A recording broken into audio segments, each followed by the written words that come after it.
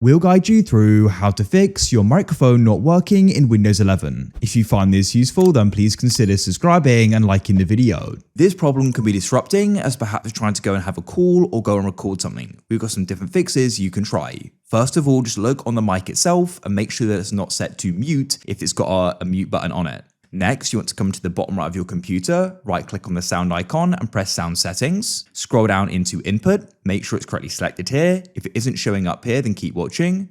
When you've got it selected here though, make sure that it's set to unmute and you can try turning it up here as well. If you're finding it's not showing up here or still not working, try unplugging it and replugging it, that can solve it.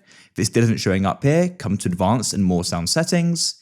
In this pop-up, press recording. Make sure that it's not set to disabled. If it is, right click on it and then enable it. Hopefully that solves it. If it still doesn't, come to the left and you want to go and find privacy and security, scroll down to microphone and make sure that you've got it switched on here. And the app is allowed access. That's it. Hopefully that solves it. If you found this useful, then please consider subscribing and liking the video.